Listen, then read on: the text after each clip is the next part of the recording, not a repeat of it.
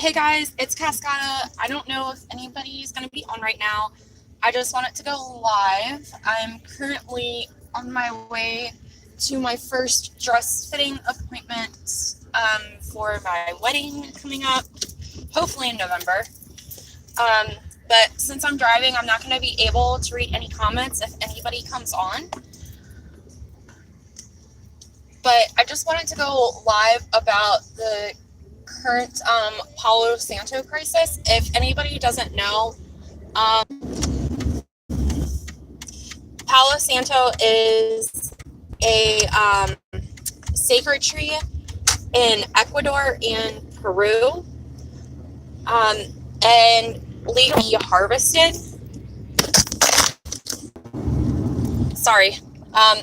The tree can only be harvested if it has fallen down.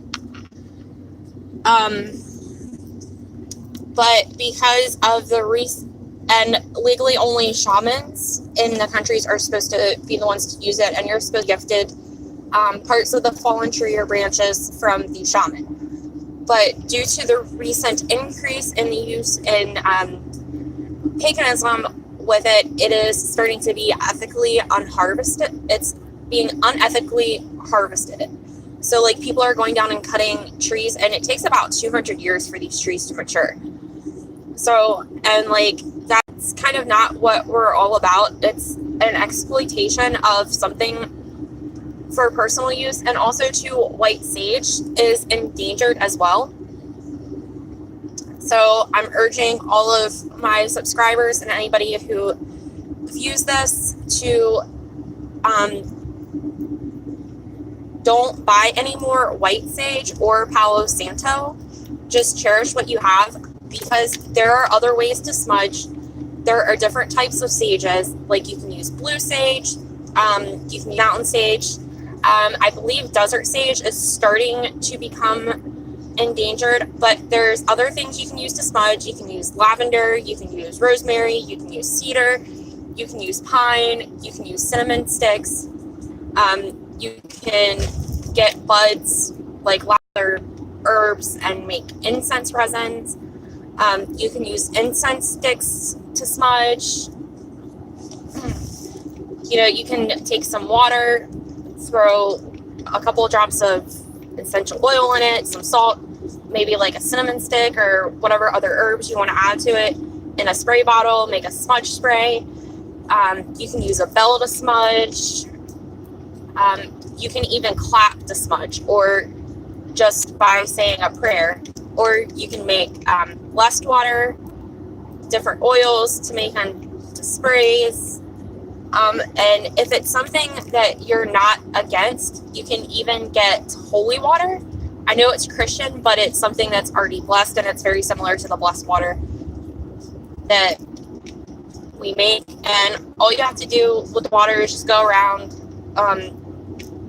It doesn't have to be a complicated ritual. You can just say, I'm banishing all the negative energy, only letting positive energy in this space to help me be more in tune with my higher self.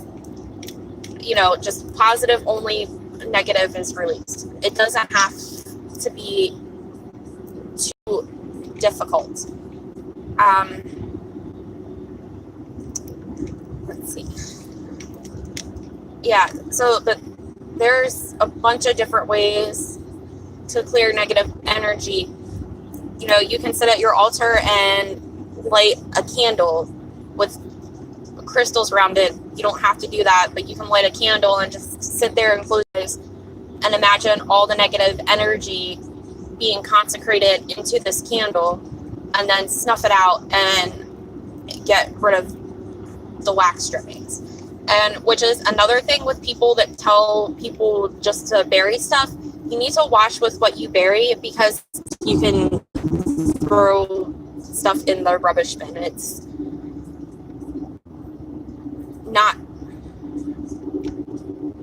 gonna make it go with the 5-mile radius rule.